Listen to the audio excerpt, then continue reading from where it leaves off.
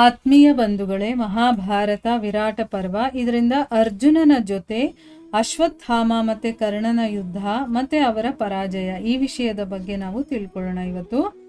ವೈಶಂಪಾಯನರು ಹೇಳ್ತಾರೆ, ಆಮೇಲೆ ಅಶ್ವತ್ಥಾಮ ಅರ್ಜುನನ ಮೇಲೆ ದಾಳಿ ಮಾಡ್ತಾನೆ. ಅಂದ್ರೆ ಅವರೆಲ್ಲ ಓಡೋಗ್ಬಿಡ್ತಾರಲ್ವಾ, ಇಬ್ರು ಆಚಾರ್ಯರು ಕೂಡ. ಅದಾದ್ಮೇಲೆ ಅಶ್ವತ್ಥಾಮ ಅರ್ಜುನನ ಮೇಲೆ ದಾಳಿ ಮಾಡ್ತಾನೆ. ಹೇಗೆ ಮೇಘಗಳು ನೀರನ್ನ ಸುರಿಸುತ್ತೋ ಅದೇ ರೀತಿ ಅವನ ಧನಸ್ಸಿನಿಂದ ಬಾಣಗಳ ಸುರಿಮಳೆ ಆಗುತ್ತೆ. ಅದರ ವೇಗ ವಾಯುವಿನ ಹಾಗೆ, ಅಂತಂದ್ರೆ ಗಾಳಿ ಎಷ್ಟು ಫಾಸ್ಟ್ ಆಗಿ ಬರುತ್ತೋ ಅಷ್ಟು ಫಾಸ್ಟ್ ಆಗಿ ಅವನ ಬಾಣಗಳು ಪ್ರಚಂಡವಾಗಿತ್ತು. ಆದರೂ ಕೂಡ ಅರ್ಜುನ ಅದನ್ನ ಎದುರಿಸಿ ತಡೆತಾನೆ. ಮತ್ತು ಅವನ ಕುದುರೆಗಳನ್ನ ತನ್ನ ಬಾಣಗಳಿಂದ ಹೊಡೆದು ಸತ್ ಹಾಗೆ ಮಾಡ್ಬಿಡ್ತಾನೆ. ಗಾಯಗಳಾದ ಕಾರಣದಿಂದ ಅವುಗಳಿಗೆ ದಿಕ್ಕುಗಳ ಪ್ರಜ್ಞೆನೇ ಇರಲಿಲ್ಲ. ಅಂದ್ರೆ ಏನು, ಗಾಯ ಆಗೋಗಿದೆ, ಅದಕ್ಕೆ ತಡ್ಕೊಳಕ್ಕಾಗ್ತಾ ಇಲ್ಲ, ಯಾವ ಕಡೆ ಹೋಗ್ಬೇಕು ಅನ್ನೋದೇ ಅದಕ್ಕೆ ಗೊತ್ತಾಗ್ತಾ ಇಲ್ಲ. ಮಹಾಬಲಿ ಅಶ್ವತ್ಥಾಮ ಕೂಡ ಅರ್ಜುನನ ಸ್ವಲ್ಪ ಅಜಾಗರೂಕತೆಯನ್ನ ನೋಡಿ ಅವನು ಎಲ್ಲಾದ್ರೂ ಒಂದು ಕಡೆ ಸ್ವಲ್ಪ ಆ ಕಡೆ ಈ ಕಡೆ ಅವನು ಗಮನ ಹೋಗಿರೋದನ್ನ ನೋಡಿ ಒಂದು ಬಾಣವನ್ನ ಹೊಡಿತಾನೆ. ಮತ್ತೆ ಅವನ ಧನಸ್ಸಿನ ಪ್ರತ್ಯಂಚವನ್ನ ಕತ್ತರಿಸ್ಬಿಡ್ತಾನೆ. ಅವನ ಈ ಅಲೌಕಿಕವಾದ ಕೆಲಸವನ್ನ ನೋಡಿ ದೇವತೆಗಳು ಕೂಡ ಪ್ರಶಂಸೆ ಮಾಡ್ತಾರೆ. ಮತ್ತೆ ದ್ರೋಣ, ಭೀಷ್ಮ, ಕರ್ಣ ಮತ್ತೆ ಕೃಪಾಚಾರ್ಯರು ಕೂಡ ಅಭಿನಂದಿಸ್ತಾರೆ. ಆಮೇಲೆ ಅಶ್ವತ್ಥಾಮ ಏನ್ ಮಾಡ್ತಾನೆ, ತನ್ನ ಶ್ರೇಷ್ಠ ಧನಸ್ಸನ್ನ ತಗೊಂಡು ಅರ್ಜುನನ ಎದೆಯಲ್ಲಿ ಬಹಳಷ್ಟು ಬಾಣಗಳನ್ನ ಹೊಡಿತಾನೆ. ಅರ್ಜುನ ಏನ್ ಮಾಡ್ತಾನೆ, ಕಿಲಕಿಲ ಅಂತ ನಗ್ತಾ ಇದ್ದಾನೆ. ಅವನಿಗೇನು ಅಂತಂದ್ರೆ ಚಿಕ್ಕ ಮಕ್ಕಳು ಹೇಗೆ ಹೊಡಿತಾ ಇದ್ದಾರೋ ಹಾಗ ಅನಿಸ್ತಾ ಇದೆ, ಅದಕ್ಕೆ ಅವನು ನಗ್ತಾನೆ.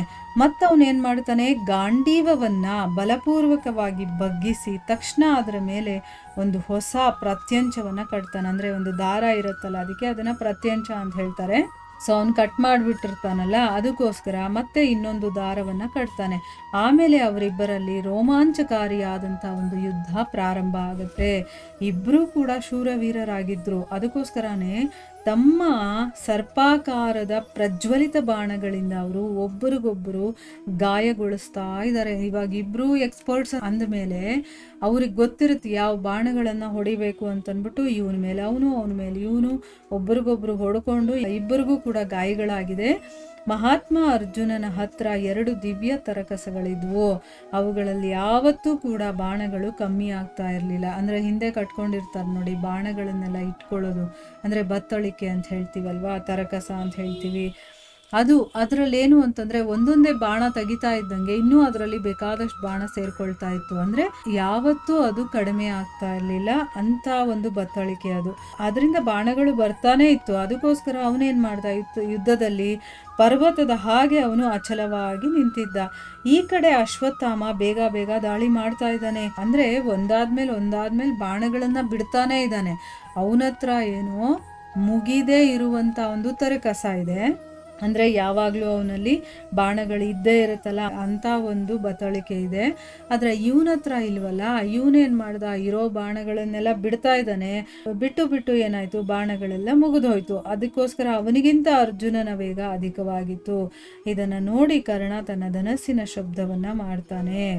ಅಂದ್ರೆ ಇನ್ನ ಇವನ ಹತ್ರ ಬಾಣಗಳೆಲ್ಲ ಮುಗ್ದೋಗ್ತಾ ಇದೆ ಅನ್ನೋದು ಗೊತ್ತಾದ ಮೇಲೆ ಕರ್ಣ ಏನ್ ಮಾಡ್ತಾನೆ, ಅದನ್ನ ನೋಡ್ಕೊಂಡು ತನ್ನ ಧನಸ್ಸಿರತ್ತಲ್ಲ ಅದರ ಒಂದು ಶಬ್ದವನ್ನ ಮಾಡ್ತಾನೆ. ಅದರ ಶಬ್ದವನ್ನ ಕೇಳಿ ಅರ್ಜುನ ಯಾವಾಗ ಆ ಕಡೆ ಹೋಗಿ ನೋಡ್ತಾನೋ ಆಗ ಅವನ ದೃಷ್ಟಿ ಕರ್ಣನ ಮೇಲೆ ಬೀಳುತ್ತೆ. ನೋಡಿದ ತಕ್ಷಣ ಅರ್ಜುನನಿಗೆ ತುಂಬಾ ಕೋಪ ಬಂದ್ಬಿಡುತ್ತೆ. ಮತ್ತೆ ಕರ್ಣನನ್ನ ಕೊಲ್ಲುವಂತ ಇಚ್ಛೆಯಿಂದ ಕಣ್ಣುಗಳಿಂದ ದುರ್ಗುಟ್ಕೊಂಡು ಅವನ ಕಡೆ ನೋಡೋದಕ್ಕೆ ಶುರು ಮಾಡ್ತಾನೆ. ಆಮೇಲೆ ಅಶ್ವತ್ಥಾಮನನ್ನ ಬಿಟ್ಟು ಅವನು ಸಾಧಾರಣವಾಗಿ ಕರ್ಣನ ಮೇಲೆ ದಾಳಿ ಮಾಡ್ತಾನೆ. ನೋಡಿ, ಇಲ್ಲಿ ಅರ್ಜುನನಿಗೆ ಕರ್ಣನ ಮೇಲೆ ಯುದ್ಧ ಮಾಡಬೇಕು ಅಂತ ಇಷ್ಟ ಇರುತ್ತೆ, ಅವನನ್ನ ಸೋಲಿಸ್ಬೇಕು ಅಂತ. ಕರ್ಣನಿಗೆ ಅರ್ಜುನನನ್ನ ಸೋಲಿಸ್ಬೇಕು ಅಂತ ಇಷ್ಟ ಇರುತ್ತೆ. ಯಾವಾಗ್ಲೂ ಒಬ್ರಿಗೊಬ್ರು ಹುಡುಕ್ತಾ ಇರ್ತಾರೆ. ಯುದ್ಧ ಏನಾದ್ರೂ ಮಾಡ್ಬೇಕಾಗಿ ಬಂದಾಗ ಅವನಿಗೆ ಹೊಡಿಯೋದಕ್ಕೆ ಯಾವಾಗ ಚಾನ್ಸ್ ಸಿಗುತ್ತೋ ನನಗೆ ಅಂತ ಇಬ್ರು ಕೂಡ ಕಾಯ್ತಾ ಇರ್ತಾರೆ. ಈಗ ಕರ್ಣ ಕಾಣಿಸಿದ ತಕ್ಷಣ ಈಗ ಅಶ್ವತ್ಥಾಮನನ್ನ ಬಿಟ್ಬಿಡ್ತಾನೆ. ನನ್ನ ವಿರುದ್ಧ ಶತ್ರು ಯಾರು ಅಂತಂದ್ರೆ ಕರ್ಣ, ಅವನ ಹತ್ರ ಹೋಗ್ಬೇಕು ನಾನು ಅಂತನ್ಬಿಟ್ಟು ಹೋಗಿ ಹೇಳ್ತಾನೆ. ಕರ್ಣ, ನೀನು ಸಭೆಯಲ್ಲಿ ಬಹಳ ಜೋರಾಗಿ ಕಿರ್ಚಾಡ್ತಾ ಇದ್ದೆ ಅಲ್ವಾ, ಯುದ್ಧದಲ್ಲಿ ನನ್ನ ಸಮಾರ ಯಾರೂ ಇಲ್ಲ ಅಂತನ್ಬಿಟ್ಟು ಅದನ್ನ ನಿಜ ಮಾಡಿ ತೋರಿಸೋದಕ್ಕೆ ಈ ದಿನ ನಿನಗೆ ಅವಕಾಶ ಸಿಕ್ಕಿದೆ.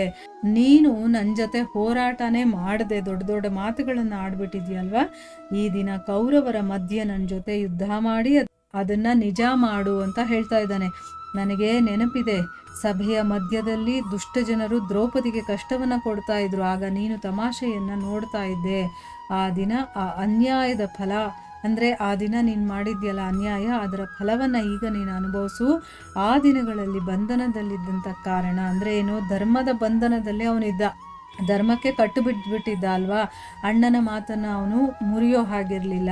ಮತ್ತು ಅಲ್ಲಿ ಸೋತಿದ್ದರಿಂದ ಅವನು ಏನು ಮಾಡುವಂಥ ಪರಿಸ್ಥಿತಿಯಲ್ಲಿ ಇರಲಿಲ್ಲ. ನಾವು ಧರ್ಮದ ಹಾದಿಯಲ್ಲಿ ನಡೆಯುವಂಥವ್ರು. ಅದರಿಂದ ಆ ಧರ್ಮ ಬಂಧನದಲ್ಲಿದ್ದ ಕಾರಣದಿಂದ ನಾನು ಎಲ್ಲವನ್ನ ಸಹಿಸ್ಕೊಂಡಿದ್ದೆ.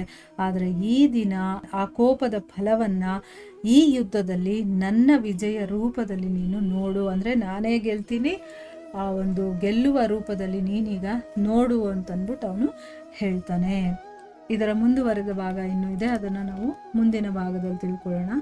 ಹರೇ ಕೃಷ್ಣ.